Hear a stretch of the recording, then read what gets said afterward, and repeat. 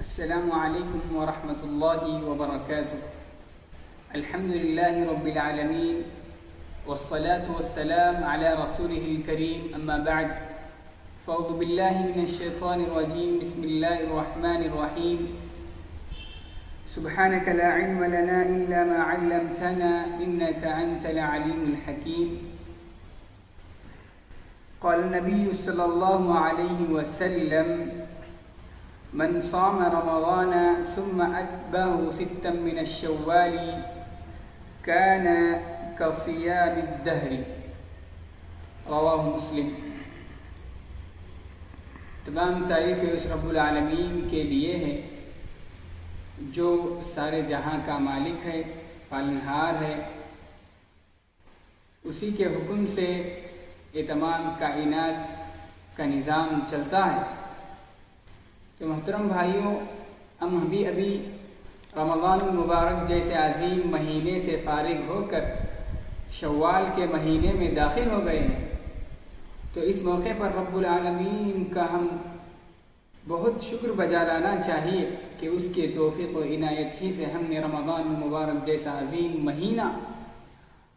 سکون کے ساتھ، اطمینان کے ساتھ گزارا۔ حالات کا مقابلہ بہت کٹھن تھا، پھر بھی رب العالمین کے احسانات، رب العالمین کی نعمتیں تھیں کہ ہم بحسن خوبی اس رمضان المبارک جیسے عظیم مہینے کو مکمل کر دیا ہے۔ رب العالمین سے ہم دعا کرتے ہیں کہ اے اللہ، جو کچھ بھی عبادتیں ہم نے اس مہینے میں کی ہیں اسے شرف قبولیت سے نواز دے۔ تو محترم بھائیوں، جس موضوع کو لے کر میں آپ لوگوں کے سامنے ہوں وہ ہے شوال کے روزے۔ اس شریعت اسلامیہ کے اندر جہاں فرض عبادتوں سے ہمیں آگاہ کیا جاتا ہے، اسی طرح سے نفل عبادتوں اور سنتوں سے بھی ہمیں تعلیم دی جاتی ہے کہ اس کے ذریعے سے ہم نیکیوں میں آگے بڑھ سکیں۔ جہاں ہم فرض نمازوں کی عبادت کرتے ہیں تو اس کے ساتھ ساتھ اس کے اگلے پچھلے سنتوں کی بھی ہمیں پابندی کی تعلیم دی جاتی ہے۔ تو لہٰذا اسی طرح روزوں کے تعلق سے بھی جس طرح رمضان مبارک کے 30 روزے ہم پر فرض کر دیے گئے ہیں، تو اس روزوں کے ساتھ ساتھ کچھ سال بھر میں کچھ روزوں کے سنتوں کے طور پر بھی ہمیں آگاہ کیا گیا ہے، جس کو ہم اپنی زندگی میں کرنا چاہیے، اس کی پابندی کرنی چاہیے، تاکہ اس کے ذریعے سے جو فرض عبادتیں ہم کرتے ہیں ان میں جو کوتاہیاں، جو لغزشیں اور جو غلطیاں ہم سے ہو جاتی ہیں، اس کے ذریعے، ان سنتوں کے ذریعے سے اس کی بھرپائی ہو جاتی ہے۔ کیونکہ پیارے نبی کریم صلی اللہ علیہ وسلم نے فرمایا، کل قیامت کے دن بندوں کے اعمال کا جائزہ لیا جائے گا۔ جب فرض عبادتوں کا جائزہ لیا جائے گا، اگر کسی بندے کے فرض عبادتوں میں کمی ہو جائے گی تو رب العالمین کہے گا اس بندے کے نوافل اور سنتوں کو پیش کیا جائے، تاکہ ان عبادتوں کے ذریعے، ان سنتوں کے ذریعے سے ہمارے درجات میں بلندی کی جاتی ہے اس کل قیامت کے دن۔ تو لہٰذا یہ شوال کے روزے بھی اسی طرح ہیں، جس طرح ہم نے رمضان مبارک میں روزے رکھے، اگر ان میں کچھ کوتاہیاں، کچھ لغزشیں ہو گئی ہوں گی تو ان روزوں کے ذریعے سے رب العالمین اس کی تلافی بھی کر سکتا ہے، اور اس کے ذریعے سے ہم ایک سنت کے پابندی بھی ہو جائیں گے، سنت پر عمل کرنے والے بھی کہلائیں گے۔ تو محترم بھائیوں، ان روزوں کو رکھنے کا طریقہ یہ ہے کہ بعض علماء کرام کہتے ہیں کہ اس کو رمضان مبارک کے بعد پابندی کے ساتھ لگاتار رکھ لیا جائے تو بہتر ہوگا۔ تو یہ بہتر ہے، افضل قرار دیا گیا ہے، لیکن یہ ضروری نہیں ہے۔ ہم اس کو وقفے کے ساتھ ایک دن چھوڑ کر یا ایک دن بھی رکھ سکتے ہیں، یا پیر اور جمعرات کا جو روزہ ہے اس کی نیت بدل کر شوال کے روزوں کی نیت کر اس روزے کی پابندی بھی ہم کر سکتے ہیں۔ اگر کوئی بندہ اس کو لگاتار رکھنا چاہتا ہے یا اس کو تیزی کے ساتھ ختم کرنا چاہتا ہے تو یہ بھی اس کے لیے بہتر ہے، کیونکہ نیکیوں میں آگے بڑھنا تیزی کے ساتھ یہ بھی ہمیں تعلیم دی گئی ہے کہ نیکیوں میں آگے بڑھتے ہوئے چلا جائے۔ اگر کوئی بندہ اگر اس کو وقفے کے ساتھ رکھنا چاہتا ہے تو اس میں کوئی حرج نہیں ہے، کوئی بات نہیں ہے، ہم اس کو وقفے کے ساتھ بھی رکھ سکتے ہیں۔ لہٰذا بہتر یہ ہوگا کہ ہم اس کو رمضان کے فوراً بعد رکھنے کی کوشش کریں، کیونکہ ہم رمضان کے پورے مہینے میں یہ ہماری کوشش یہ ہوتی ہے کہ ہم لگاتار روزے رکھتے ہوئے چلے جاتے ہیں اور ہم عادی بن جاتے ہیں کہ ہمیں کوئی دشواری نہیں آتی۔ اگر ہم اس کو وقفے کے ساتھ اگر رکھیں گے تو بعض لوگوں کو دشواری آ سکتی ہے، تو لہٰذا ان لوگوں کے لیے جو دشواری کے سوچ میں رہتے ہیں تو ان لوگوں کو چاہیے کہ لگاتار رکھ دیں اور اس کو مکمل کرنے کی کوشش کریں،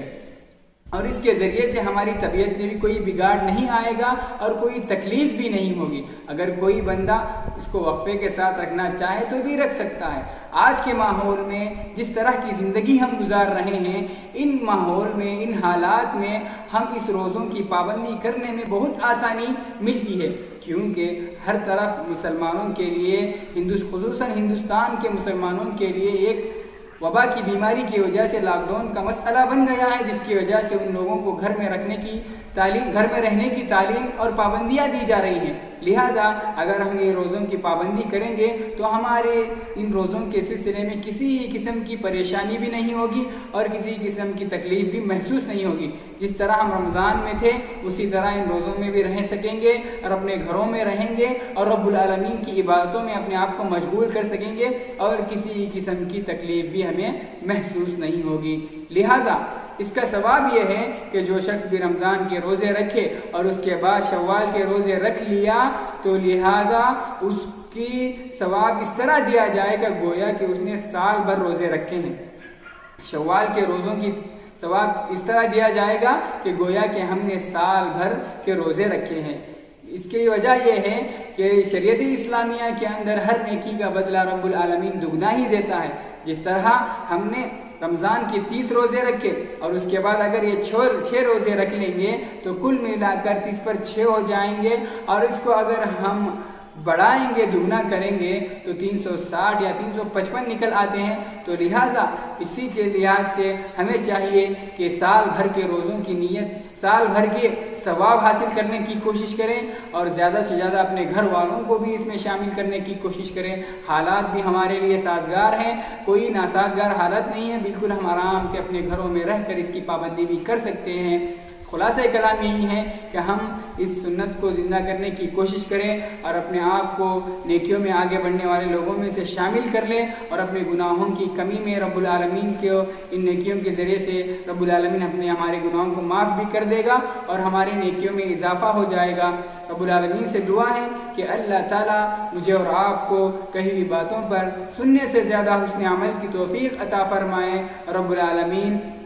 جو کچھ بھی پریشانیاں آج ماحول میں آ گئی ہیں، اللہ تعالیٰ ان تمام سے ہم امت مسلمہ کو محفوظ رکھے، اور جو لوگ بھی اس بیماری میں ملوث ہو گئے اللہ تعالیٰ انہیں شفا کاملہ عاجلہ عطا فرمائے، اور جو لوگ اس بیماری کی وجہ سے اس دنیا سے رخصت ہو کر چلے گئے اللہ تعالیٰ انہیں جنت الفردوس میں اعلیٰ مقام عطا فرمائے۔ اللہ تعالیٰ ہمارے اساتذہ کرام کو جب تک اس دنیا میں رکھے صحت و تندرستی سے رکھے، اور جب ان کا خاتمہ ہو تو خاتمہ بالخیر ہو، آمین۔ وآخر دعوانا ان الحمد للہ رب العالمین، والسلام علیکم ورحمۃ اللہ وبرکاتہ۔ والله يدعو إلى دار السلام ويهدي من يشاء إلى صراط مستقيم۔